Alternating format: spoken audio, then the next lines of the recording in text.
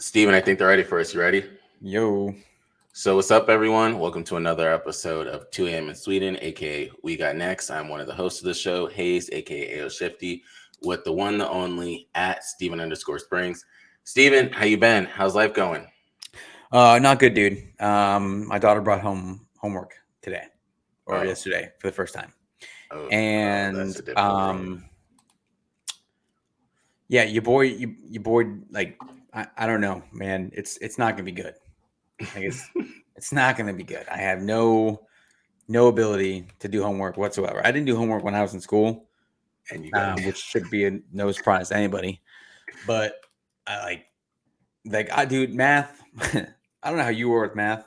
You seem like you're pretty. You I'm in seem finance. yeah, you're good with math. You're like, but like that. Sometimes I feel like math is one of those things you're just born to do, right? Yeah. Now Mhm. I'm good with like stats.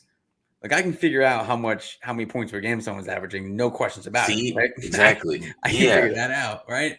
I can break down how many yards per game we're averaging, no questions asked. Mm-hmm. But when it's like solve for X or like Betty's Those. got like 10 cookies and like Jimmy has 3 or like Yep. 2 trains leaving, dude. No, word problems in math, like, no, I'm That's not like. different. So I looked at it, dude. I took it out of a folder. I was like, I don't even know word. Like, I don't even know what that even any of this means. Like, she's in second grade, bro. Second grade. That's It's crazy. only it is only going to get harder. It's only gonna. I thought I had until like 4th, 5th grade maybe to do like real homework. This shit, I looked at it tonight and I just started laughing because I'm like, my wife's like, "What's up?" I was like, "I don't fucking know. I don't know what I'm doing." Like I have, it's because like I'm in sales, but everything is like right there for you. Yep. Every number, like discounts, whatever it is, everything's right there. It's in Salesforce. It's on a spreadsheet. Good. There's no solving equations. And Oh, now I got this to deal with. Man, only good thing is that I'll be prepared when Mason brings home homework. And my daughter has bad anxiety. So like when she gets this shit, it's not due the next day. They get on a Monday, it's due Friday. Okay. Right. So like we got time. But like your boy, no time for that. I have no time to have time for this. So she wants to get it done like that, right? She wants to get it done ASAP. And like we're not gonna be waiting until Thursday at 10 o'clock at night to do her homework. you Or can't. like Friday morning. Mason, however, we're gonna be doing that shit on the way to the bus stop. They like every day, every time, dude. Mason is gonna be just like your boy because I can see it now. Like Mia's gonna be at the dining room table, writing shit out, like pages on pages on pages, just like way too much. Boy's gonna come down like Mason straight work, so whining about it, shit like that. Him and I are gonna butt heads. I'm gonna end up doing all the homework. I'm gonna be stressed out because I got a job. Like, Yep. that's exactly how this shit's gonna go. It's gonna be terrible. It's gonna cause problems in the house. Like, we're all gonna be sleeping in different places, like parts of the house. I'm gonna be on the couch. Like, it's gonna be tough, dude. We're gonna have our first family fight. Everyone's gonna be doing that. Dude, the homework is gonna tear this family apart. Oh my God. This homework is gonna tear the Springer family apart in a couple of years. It's funny because hearing you talk, I start to understand why my dad acted the way he did. Oh my Because my God, mom yeah, dude. always Oh took the God. time to end up helping. With my dad, I'd be like, yo, like, can you check over this work? I used to tell my brothers this. I would go to sleep, wake up, look at the paper. It's not even anything I did because he did it all himself. Nah, bro, because you're that, and he was pissed off the whole time he was doing it too. Yeah. Dude, my mom was like that. My dad gave up on doing homework with me because he's like, this fucking guy. Like, I'm Yeah. not dealing with it. Yeah. My dad's acting the same way I'm doing right now. Yep. And then my mom's like, bro, what are you like? What are you doing? My mom's like, are you dumb? Like, are you stupid? Yep. We gotta send you somewhere. We gotta send you to That's the Sylvan Learning funniest Center or part. something like that. Like, we gotta give you some extra classes or something like that. Oh Like, shoot. dang, bro. I'm like, So God, my mom was right though. Mom's always right, bro. But yeah, they are. I have no time for this homework shit, dude. No. No. So that's kind of Oh God. I was actually going to ask you about that. So I'm glad you brought that up because the other thing, and I told you before the show, I've been giving Steven a lot of praises and I'm looking forward to this in another week because who would have ever thought the 2 paths we took to end up getting to the top of the fantasy football standings in our league, 2 totally different ways. Steven was the first pick in the draft. I was like the 9th pick in the draft. So we had different ways to end up getting there, but we end up getting there. Mad props to Steven, as always, because of his Saquon Barkley pick, because now they're like, he's probably one. Exactly. And I thought you were going to lose this past week. I was like, look, he can't go into the game against me losing. Like, you actually have to do something well. But it's just crazy because everyone you picked is not getting injured. Whereas if you look at other people's teams, facts, it's like 4 or 5 players injured. And it's because the people that Steven ended up picking either had their series of injuries in the past, so they're in the clear, or they're built like a superhuman and they're never just going to get injured, aka DK Metcalf. So that's really kind of how it goes. But that was the second thing. We'll dive into that in the football segment of it. But the main thing I wanted to talk about, because I know we'll come at this from 2 different places. What are your thoughts on the Cat trade and like everything that went about with it? So I don't know. I think it works out well for both teams because Randall and Cat are, I don't want to say the same players, but they play very similar style of offense. Like they should both stay in the paint, but they don't because that's not how big men work. So they float out and they can both hit the threes. Cat is more consistent than Julius Randle. So I'll give him that, but like, Julius Randle, if he stays healthy, can be a problem. Yes, like, absolute problem, dude. He's like a he's a 25 and 12 type of guy. Neither one of them play great defense, but they play it well enough. But they make up for it on the opposite, on the other end, and they both can dish out some assists every now and then. I think this, I don't know what it means for guys like Anthony Edwards, though. You got to hope, and you better hope that Julius Randle takes a back seat and doesn't pull a bunch of ISOs. It doesn't do random shit like that. I don't think he's going to, because I think he knows who who that guy is on the team, and that's Anthony Edwards. Yeah, and I think it works out well for New York too, because they got a good 1-2 punch now in Jalen Brunson and Karl-Anthony Towns. I think Towns, I feel like he should now become like primarily on the inside. It's not gonna happen because that's not the way the NBA works now. Yeah, but he would he would put up, he's not gonna put up crazy numbers, but I think he would put up maybe almost 30 though. Because like it's not a lot of guys that can guard him straight up. No, you force him outside, it's a make or miss league, obviously, but you put him inside, you give him a 10 times better chance of being able to dominate a game and just dump it down in there to him. And they don't really Jalen Brunson's not really a pick and roll guy, but they can absolutely incorporate that into their offense. So I think it works out for both teams. I feel like it works out better for the Knicks, but I don't know if it makes them like a title contender. I think this takes Minnesota down a notch, but we got to see how Anthony Edwards turns out with this. If he if the ball's in his hand more, obviously that's better chance of him having a phenomenal season and maybe getting close to 30 a game. But if I had to give the edge to a winner and loser, I would say the Knicks, not by much though. So my only thoughts, so anyone that doesn't know, as though a lot of people do know, I grew up in New York. So of course, all the different New York fan bases I hear about all the time. And I was talking to my mom and I said, the New York Knicks remind me of very similar to the Cowboys in the sense of they will always get to a certain point. The hype will be there. And then some shit will just go wrong with them. Like you never know. And getting Cat is great marketing. One, people are going to want to go to the games all the time between like Jalen Brunson. You have Josh Hart. Another thing is Dante DiVincenzo. Well played, because everyone made it seem as though the Nova Knicks were a thing. And Dante in the back is like, I don't really care about this shit. Like, y'all can have it. But Cat has to be inside. Another thing is, I don't know if you saw the whole Mitchell Robinson thing about him saying as though he's the last one from that team back in the day, and they're looking to trade him. I don't know how true it's going to be, but they're going to do that. The other part that you brought up, Anthony Edwards on that side, it's going to be his team now. And Anthony Edwards determines how good or bad this trade is. if he doesn't do well, then the trade kind of looks like, why didn't you keep Cat? Because clearly you needed Cat. If Anthony Edwards does do well, you never know. It could turn out like, I don't think the same as a Matthew Stafford, Jared Goff trade, which that's the most even trade I've ever seen in the world. Yes. But the Timberwolves truly are focusing in on Naz Reid. For anyone that doesn't understand who Naz Reid is, just look up a couple of highlights of him. That's the main reason why they couldn't pay Cat the money that he ended up wanting. He was going to be owed over time.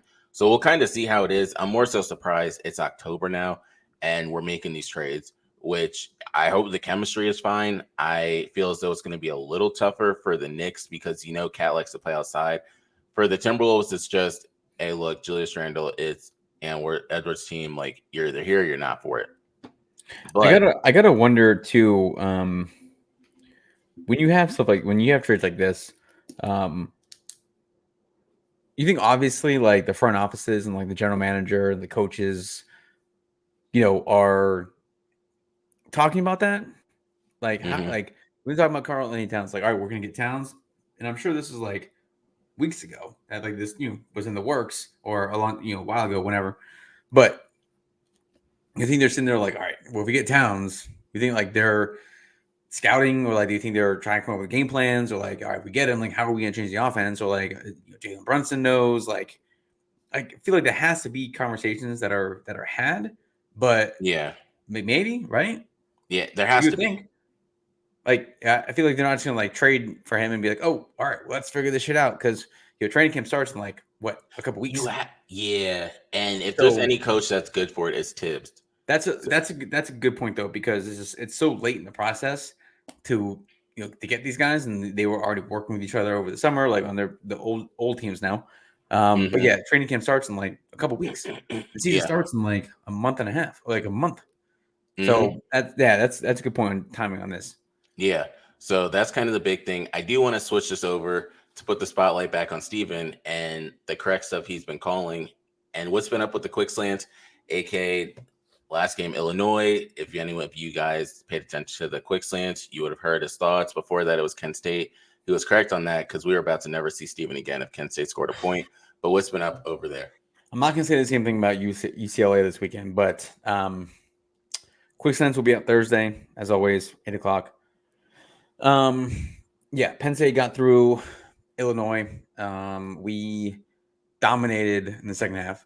Dominated the line of scrimmage. We gave up in the second half. We gave up 39 total yards of offense, which is crazy. Illinois' offense is really good compared to like we did that to Iowa last year. Iowa's offense was dog shit. But regardless, we have UCLA coming to town this weekend. It has all the makings for it to be a complete disaster for UCLA. They suck. They're a West Coast team coming to the East Coast to play a noon game. Like those guys are going to be sleepwalking through the first quarter and a half. Like that's not going to be good. They might be without their quarterback. They've given up a bunch of sacks in the first 4 games of the season. They've had a couple moments of hope every now and then in their games. Not many. I don't expect a letdown. I think it's going to be. I think we're going to blow them out. I think game's going to be over end of the first quarter. And I think we get the backups in second half. There was a good slate of college football games this weekend. Not nearly as good as what was coming up next weekend. Oh my God! Yeah. And if you listen to the quick slants on Thursday night, I'll run down the Saturday slate for you guys and talk about all those games. But I did want to give a quick shout out to my homie from the Boise State Broncos. This dude, Ashton Jeanty. Yeah, Jeanty. I didn't want to butcher his name. My guy's played 4 games. He's got 845 yards and 13 touchdowns. He is averaging a little over 200 yards a game. There's 134 teams in college football. There are only 22 teams in the country that are averaging more yards than he is per game on the ground, which is crazy. And he got pulled from their game against Portland State exactly at halftime, and he could have had another 200 yards in that game. He could have had 300 yards. He could have been over 1,000 yards by now. 4 games in the season, which I 13 touchdowns might be more impressive than the 845, but the 845 he had in their first game of the season. He had 20 carries, 267 yards, and 6 touchdowns. So there you go. They lost to Oregon, but they played well in that game. 25 touchdowns, 25 touchdowns, 25 carries, 192 yards, 3 touchdowns. Portland State got pulled at halftime, only had 11 carries for only 127 yards. And then last week against Washington State, he had 26 carries, 259 yards, and 4 touchdowns. Those numbers are, he's on pace for 2,500 yards and like 1 billion touchdowns. He's not going to win the Heisman because he plays at Boise State. And they have to go 11-1. They only lost to Oregon, who could win the Big Ten. They have to go 11-1. They can't lose the rest of the way. And they'll probably be in the playoffs, but he's not going to win the Heisman, which sucks because he's going to have a dude from Wisconsin. Who's the running back for the Chargers? I mean, not Chargers, the Broncos. That was from Wisconsin. Melvin Gordon. Gordon had 2,500 yards, but I think Nebraska was Wisconsin was 9-3 that year. Mm-hmm. Larry Johnson back in the day had 2,000 yards for Penn State. Penn State was 9-3 that year. So if they lose another game, good luck. Yeah, you're not going to Heisman. Like Travis Hunter, Jalen Milroe just skyrocketed to the front of the Heisman race after Saturday night. Their wide receiver, blank on his name, but Williams, yeah. He had a crazy game. True freshman as well. Him and Jeremiah Smith tearing it up. Travis Hunter is probably the best player in the country. Yeah. We will get into the playing both ways in the NFL. I don't think that's possible, but we will get into that down the road. He might be the best player in the country. Actually, he probably is the best player in the country because there's no one doing what he's doing right now. It's only 4 or 5 games in. Long way to go for the rest of the season. The Heisman, but it's always something to talk about first month of the season. But yes, there's a ton of great performances out there. But if you listen to Quick Slants on Thursday night, I'll get you all caught up on all that. Yeah. So one thing I do want to end up saying. So Steven was talking about a Boise State running back. 3 other Boise State running backs who are now in the NFL or were in the NFL: Doug Martin from the Bucks, Jay Ajayi from the Eagles and Dolphins, and then Alexander Madison. So they do have a little bit of running backs that do end up going to the league. I'm pretty sure Ashton, at the rate he's going, looks better than the 3 of them. So and he's a junior, so he's he's gone. Yeah, like his stock is skyrocketing like no other. Yeah, he's 5'9". He's 5'9", 215. So he's not he's not Saquon. He's obviously not someone like Derrick Henry, smaller guy, but and there's a whole competition thing, like who's he playing? They're playing the Mountain West. Could he do this in the Big Ten?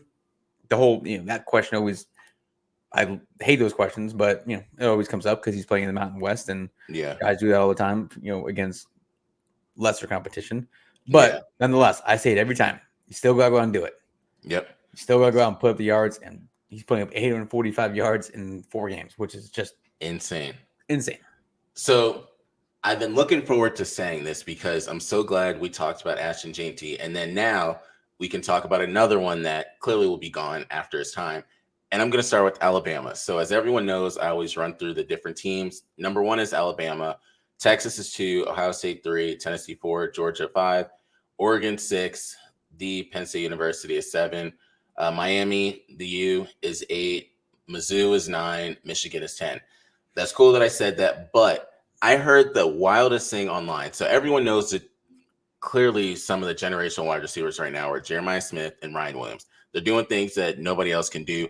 This one person on Twitter said, I can't wait to see Ryan Williams after his 3rd year in college because we'll see him in the Senior Bowl. And someone said, he's gone.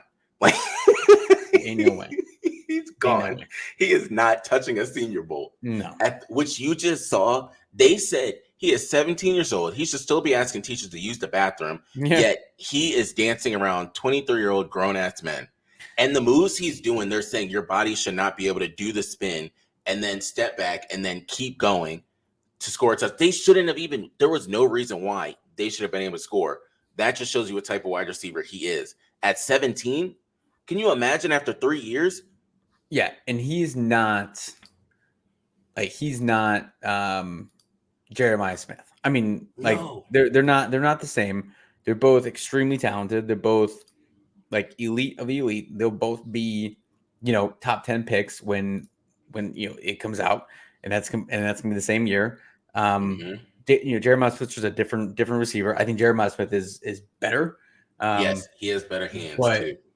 Like, they're both they're probably the two best receivers in the country or top 5 probably. It's different guys. I think Jeremiah Smith can dominate a game way more than I watched their game a couple weeks ago against Marshall, and I don't know, he's just everything's so easy. Yeah. And he's not a product of the offense. His catch and run is crazy. He can, they had him on some end arounds against Michigan State. So I think Jeremiah Smith is a better receiver, but not by much, because Ryan Williams, again, it's 4 games into the season. Yeah. And these guys are just starting. We knew what Jeremiah Smith was going to be able to do. I saw Ryan Williams against Wisconsin a couple weeks ago as well. He's got it. Whatever it is that you need to have as a wide receiver, he's got it. Yeah. I don't know if it's his route running, his hands, the confidence, all those things put into one, the swagger he's got. Jalen Milroe has his guy, and his numbers are pretty similar to what Devontae Smith put up when he won the Heisman. I'm not gonna go that far yet, but again, 4 games in the season, let's see how it goes. Yeah. So I want your takeaways and thoughts after seeing the weekend that was this weekend. For starters, Florida State, I'll say it every single week, is some shit. And for anyone that does not know, yes, DJ threw a pick 6 during the game, and they're going to try and sweep that under the rug as well. So now the question is starting to become some of these Clemson quarterbacks that they did have, and then what's going on in the NFL, Trevor Lawrence. But it's kind of a surprise. But looking at the top 10 to 15, what are your thoughts on everything? We still talking about college football? Yep. Michigan has had some good wins. That game against Minnesota last week, they could have gone a different way had the refs not fucked up on a onside kick. Penn State's got USC next weekend in SoCal. I'm not concerned about it. Ole Miss, shocker, losing to Kentucky. They dropped down from 6 to 12. That kick. I did. Wasn't even close. Notre Dame, Clemson, Iowa State. They're sneaking up there. Utah had a bad loss. I cannot remember who they lost to now, but they dropped 8 spots. They were 10th. If you're Utah, you gotta keep going. Colorado, Arizona. Yes. Colorado, they are, on the outside looking in, but they're playing way better than I think people thought. So, Indiana, shout out to fucking Indiana, dude. That is not something I think anyone is expecting. Indiana's 5-0.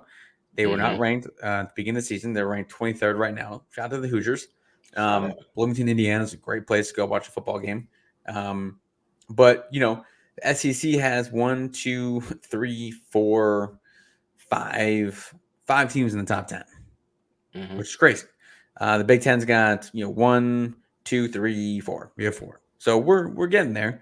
But now it's October. 9 teams make up the top 10 from 2 conferences. Yes. Shout out to Miami for holding it down for everybody else. Yep. But now it's October. Now the season really picks up, and this stretch of football from now until end of the season is where you're going to find out what teams are made of. First 4 weeks of the season, obviously you don't really play anybody. Ohio State hasn't played anybody. They play Iowa this weekend. Iowa's got a great defense. Offense is suspect, but they got a great defense. So that's going to be the first test for Ohio State. Again, we had Illinois, first real test season, although going on the road to West Virginia was a test. So, now you're going to start to see teams separate themselves, and Heisman conversation going to get picked up. Christian's gone now. I don't know where he went, but he's gone. This is my man's got to fix his camera, fix his tech issues. My man is just in and out, and this is not good for business, not good for the people, not good for the fans. But anyway, so yeah, I mean, there's some teams that can make a run. Again, it's 12-team playoffs, so there's some teams that can still make a run with 1 loss. But Ole Miss, Michigan, Notre Dame, those teams, they cannot afford another loss. The rest of, especially teams like Notre Dame who don't play in the conference, they can't afford another loss the rest of the way. So, some surprises, but again, now all these games matter the rest of the way, because you can still get in with potentially 2 losses. but don't push it. Yeah. Yo, so what's crazy is I hate having all these Apple devices because I have like 3 next to me. So it changed my camera to my phone. And I'm like, I don't even know how the hell it did that. And I didn't even say anything. I'm over here looking at the schedule because I was going to end up saying, one, the rivalry game between Oklahoma and Texas is happening a little early. Yeah, and that can have a lot of that can carry a lot of weight as well as the season goes on. Which, like, Ohio State, these like the early season matchups, the early season non-conference matchups, those are mattering. Mattering, is that a word? No, That's starting it's not. to matter. No, that's not a word. My bad.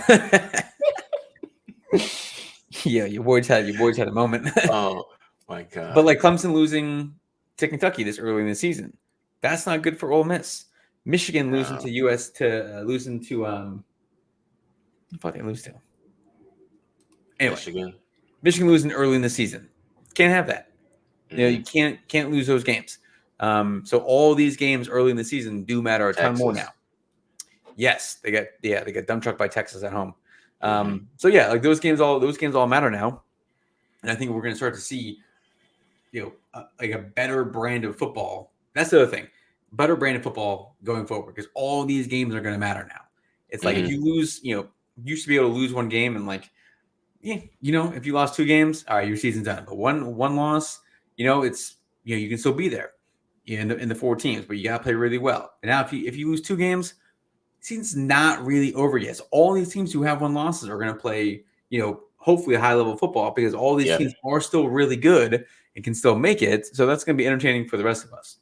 So as you're working on your pitch and vote to end up having a say in the college football committee, do you feel as though losing earlier in the season or having your 1 loss later in the season is more impactful, or which way? I think early in the season, because I think a lot of times early in the season you don't know what kind of team you are. You think you do, but then like you're playing a team like Kent State, and like you can't, like Ohio State has played like the Westboro Baptist School for the Deaf. Yeah, first 4 games of the season. Like they're not. Historically, that's what happens. Bama does it. All these teams do it every year. You play these really shitty teams to start, and then you figure out who you are mid-October heading into November. But you play those early. That's why I love all these early non-conference games that are just so dope now. Like the Texas and the Michigan game. Like that's a huge one. Penn State, West Virginia. Like that's always a big one too. Ohio State plays Oregon next weekend. And that, was not non-conference game, but now that's a huge game, still kind of early in the season. So I think losing those games, like in college basketball, if you're like a top 5 team early in the season, like that loss isn't going to hurt you. But like these early season losses like that, you got to kick it up a notch. Okay, the rest of the way, we can't really afford to lose another game, because just because you have 2 losses and like you play in the SEC or the Big Ten or whatever, doesn't necessarily mean that you're going to be safe and still have a spot in the playoffs, because you never know. A team like Indiana comes around, or a team like Notre Dame, they lose early in the season to Northern Illinois. People think their season's done. They're ranked 14th right now. Clemson, people wrote Clemson off before the season even started. They're 15th right now. Like they got to play Miami eventually. They got to run through the ACC, but like they're playing great football right now.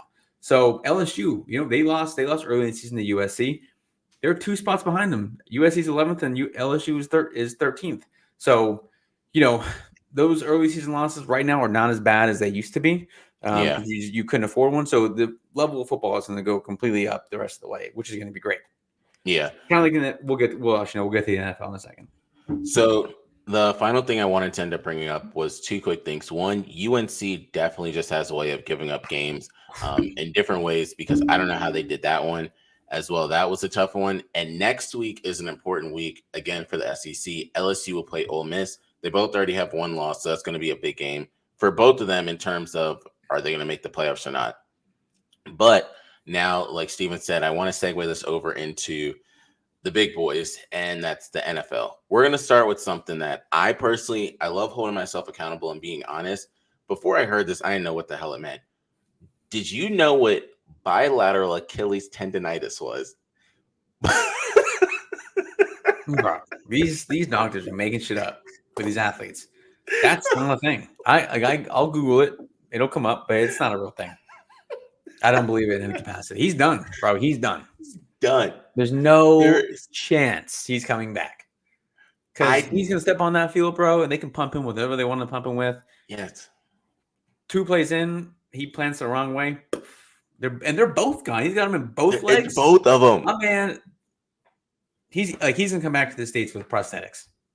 Yeah. See, that's what I'm saying. He went to Germany. For everyone that doesn't know, he was in Frankfurt, Germany. He got the stem cell treatment, and essentially they were able to inject a little bit more than they can over here in the States. He went to Germany. So now he's coming back. They're projecting that he'll be good by the middle of November.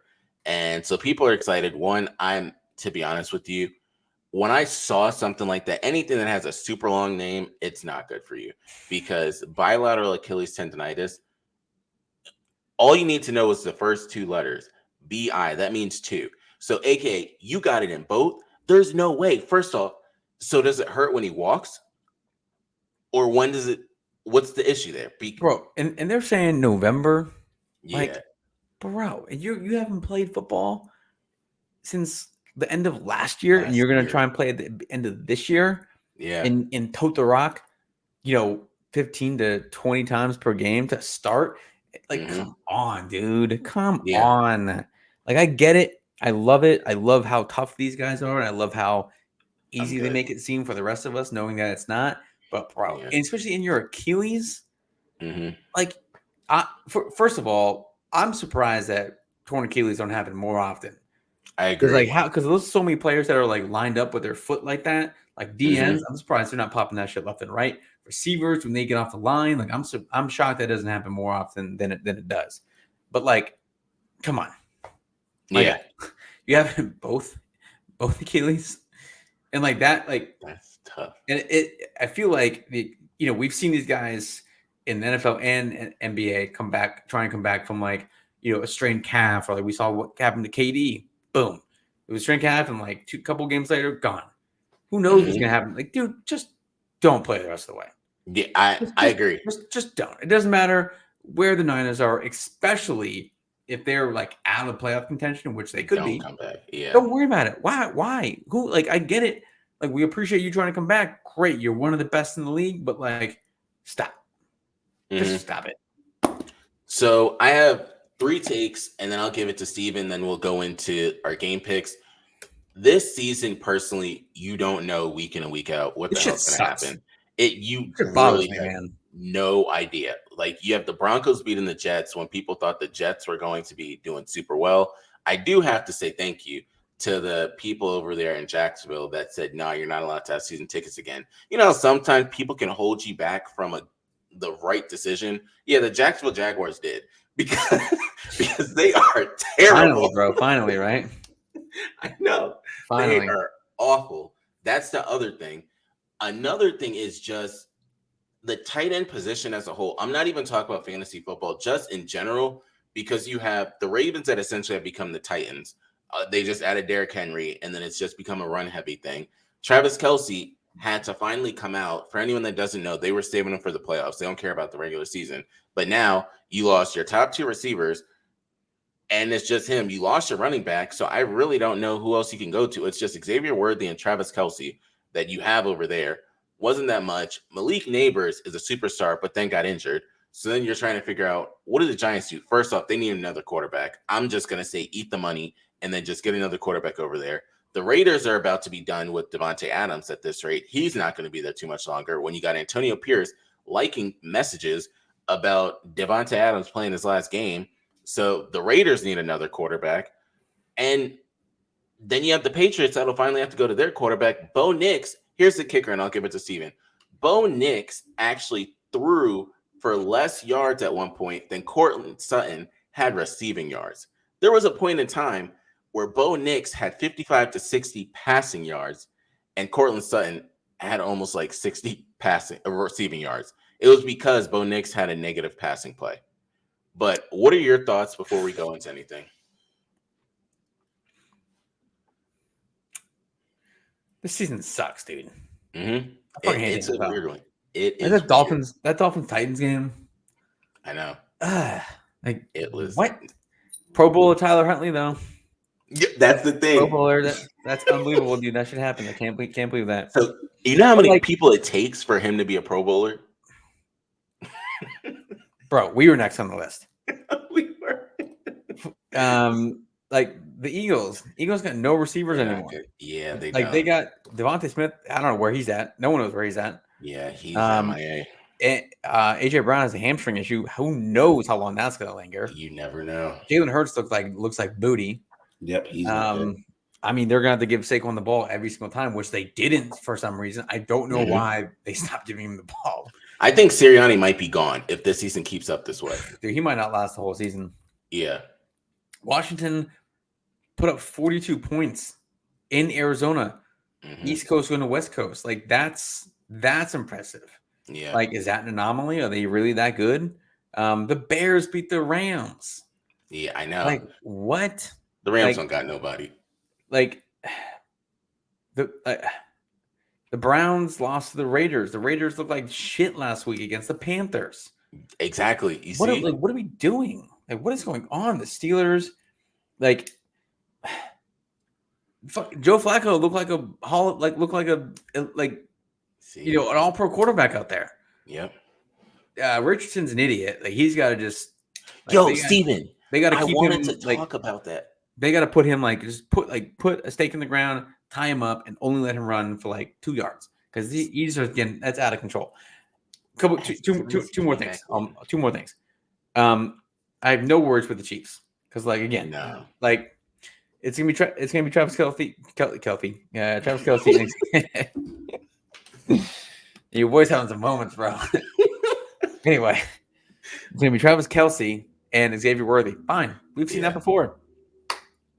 I got another fight with Ravens Twitter again after their win against the Bills. I'm just do it in the playoffs, bro. People are hyping up Lamar Jackson. All right, cool, dude. We've seen this for the last handful of seasons. He's not going to MVP this year, but go do it in the playoffs. Okay, they're cool. The Ravens got their stride. 2-2 now. Great. Looks like they're back where they should be. All right, dude. Do it in the playoffs. I don't care. I'm still taking your boy Josh Allen over Lamar Jackson. But anyway, I digress. Just a weird I have no confidence now in any picks I'm about to make. Zero. So, and I will get into the picks in a second. So one of my coworkers, he's from Detroit, and he's always like, all they do at work is just ask me my opinions and thoughts because half of them shoot. So I'm the main one that'll tell them the honest thoughts of who to bet on and who to end up doing fantasy football on. But they said, what are your thoughts on the Detroit Lions? They look great. I said, honestly, they do, but I did not expect the Vikings to be what they're doing. And that just makes all of this that much tougher. What? The Vikings almost lost to the Packers. Jordan Love looked sensational, although he had 2 interceptions. Jared Goff was 18 of 18. So you really don't know what to do. But with all that being said, Bucks Falcons. I don't know. I have no idea. I'm gonna go with the Bucks. Yeah, but I think the Falcons could blow them out. I have no clue, dude. Oh. We're 4 games into the season, and you have no idea who's who. No, the only team that that's going to make the playoffs are the Chiefs. Anybody else, you don't know what's going to happen. Jets. Well, I have the Bucks. Jets Vikings. That game is in London. A weird game. I guess I'll pick the Vikings. But the Jets could dominate this game. Exactly, you're right. But I'm going to go with the Vikings just because they're playing extremely well on both sides of the ball. So a game that people were looking forward to before the change, Panthers Bears, which that's a coin toss. I don't know. Panthers. I guess the Bears won. Do I trust them to win 2 in a row? Not really. No. Yeah, sometimes they put so much pressure on the number 1 pick we've seen in back-to-back years that the number 2 pick has been able to kind of coast and do what they want to do in CJ Stroud and Jaden Daniels, whereas Caleb Williams, he has 3 receivers, and then you got Justin Fields over there looking like Shannon Sharp, pointing like, yo, that's exactly what y'all did to me, and look what's happening. It clearly looks like the offensive line. I'm going with the Panthers as well. You got Andy Dalton that's made that offense look much better, although the Panthers are still at nothing, but it just looks more exciting. Maybe their tickets will go to $10 instead of $5. Ravens, Bengals. I'm going to go Ravens. The Bengals are a little concerning, and I think part of this is they got to lock up Jamar Chase because there's a smidge of a rumor, and I don't think it can happen, but some people are saying, what if Jamar teamed up with Justin? Don't think it'll happen. I'm pretty sure the Bengals will end up signing him, but they need to make sure to do it. Him or T. Higgins, they got to get someone. I'm going with the Ravens. Dolphins, Patriots. Shitty game in this one. I'm It going with is. the Pats. God Dolphins damn. are really going to start struggling. Yeah. So unfortunately, Tua is supposed to come back week 8 or 9. I don't like it at all. I feel he should be out for most of this season. But I have the Patriots as well. It doesn't matter who's back there, whether it's Skyler, whether it's Snoop. It doesn't matter. All the quarterbacks just are not good. Tyreek Hill, his best and worst time of his life was week 1. Had the best game, and then also it just kind of went downhill. Browns, Commanders. I'll go Commanders. I have the Commanders in this one. I feel as though this might be Deshaun Watson's last year. If they can change it or find some way around this contract, but other than that, I have the Commanders. Colts, Jags. The Jags are favored by 3. I don't know how, but I'm going to go with the Colts. I don't really need to answer this one. Fuck the Jags. Bills, Texans. That's a good game actually. I'm gonna go with the Bills. I think they have a bounce back. That's it. But again, this could be this could be a 4-game losing streak now for the Bills. Who knows? I have no clue. But I'm gonna go with the Bills. I trust them more. It looks like a little bit of a revenge game because Stephon Diggs clearly is going to want to get at least 80 receiving yards and a touchdown against his old team. I'm going with the Bills. I just can't see Josh Allen losing 2 in a row. And it just doesn't seem like it would work out that way. So I have the Bills, Raiders, Broncos. Ugh. It's an ugly one. I guess I'll go with the Broncos. They're at home. Broncos defense looks good. Raiders, they're playing with a bunch of backups. Now Trey Tucker's probably going to be a starting wide receiver because your boy Devontae Adams is looking for a trade, and I forget who the quarterbacks are half the time. But I got the Broncos, Cardinals, and 49ers. I'll go with the Niners. Their defense is solid still. I got the Niners in that one. Packers and Rams. Ugh. I'll go with the Rams at home. Really? Okay. Sure. Sure.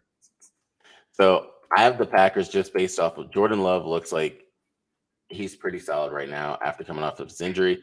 They thought they lost him for the year, and they clearly did not. Giants, Seahawks. Oof. Yeah, Giants are bad. I'm going to go with the Seahawks. I think they have a bounce back win. Their defense isn't great, but I don't think the Giants have anyone that can cover DK Metcalf. No, I like both of them. DK and then JSN are both solid ones over there. I got the Seahawks. I have no faith in the Giants whatsoever. Cowboys, Steelers. Micah Parsons is out for this game. Bummer. About a couple of weeks, the high ankle sprain. They have a bye week, I think, next week. But high ankle sprains are tough. They are. I'm gonna go with the Steelers. I think they bounce back, and the Cowboys' offense is, they put up 20 points on the Giants. But I'm gonna go with Steelers in this one. So I'm gonna pause here because I have a couple of questions. With the Steelers, if the Steelers lose another game, do you think they okay? No. That's what I know a lot of people have been bringing up. I'm personally not a big fan of middle of season switches because you loved Justin the first 3 games when he was winning. You loved him even in this past game when they almost came back. I don't think you do that. That game on Sunday was on the defense. Yeah. And TJ Watt gets held on every play, and they don't call it. Yeah. Because how dope do you think that is that your brother used to win Defensive Player of the Year, and you just kind of took off where he left? Just keep going. Yeah. And it just keeps going. So final one, Saints Chiefs. It's a weird game, right? It is. It's a weird matchup. I'm gonna go with Kansas City. Again, they're not they haven't hit their stride yet. They don't hit their stride until week 15, 16, and they roll into the playoffs. But the Saints are super inconsistent. So I'm gonna go with the Chiefs. Bye weeks are Detroit, Tennessee, Philadelphia, and LA. Philly needs a bye week more than anybody. Absolutely. Oof. You need a bye week this early. That's pretty bad because you just got to go the rest of the season without one. But I'm going to be the crazy one on this one and say the Saints. The Chiefs have to lose at least 2 games this year. You just don't know where those 2 games are going to come from. Mm-hmm. Clearly, we know they're going to run away with their division. One of their losses should have been against the Chargers, but the Chargers decided to do like Los Angeles Chargers shit, and then they kind of messed up that way. But what do you have for everyone? Dude, this homework thing, man, is just gonna kill me. Like, this homework thing is just gonna be brutal. But thank God for the internet. Thank God for AI. Thank God for all that, because I'm just gonna be able to take a picture of it, send it to something, and I'll get an answer for it. But God, it's gonna drive this family apart. Mm-hmm. It's gonna be crazy. So I have 2 quick things that I wanted to bring up. The first one is, so we just got an announcement the other day that both the president of the American division and also the Swedish division are both retiring, moving into advisor roles. But the kicker is the head person in Sweden flew here on Monday to give the announcement to everybody, left Monday to go to Switzerland.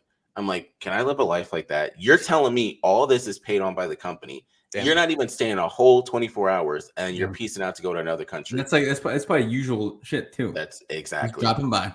Yep. Yeah. So meanwhile, for us, it's like, damn, if you leave the state, that's a big thing. You know how much it would cost me to do that? Yeah, I know. I don't have that kind of Skrilla. So the other thing is, and I know Steve and I are both thankful for where we live, because a lot of people probably have heard of what's been happening in Boone, in Asheville, and then like South Carolina. Talk to all my family that are in all those places. They're just like, it looks like an end of the world type of thing that's happening over there. For starters, if anyone has not seen Asheville or even Gatlinburg, they said the shits look like islands. Just imagine being in the mountain and then the water turns it into an island. So gone. Yeah. Gone. So those are the only things for today. Until next time, we out. Deuces.